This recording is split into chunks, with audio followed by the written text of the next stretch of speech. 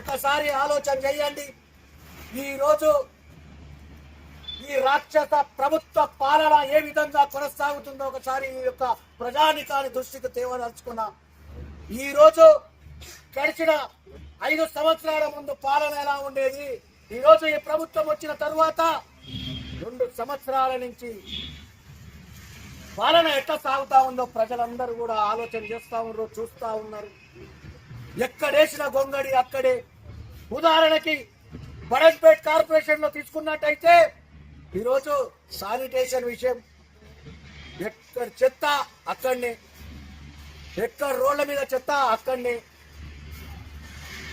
ఈరోజు రోడ్ల వ్యవస్థ గుంతలమయం, వీధి దీపాలు లేవు.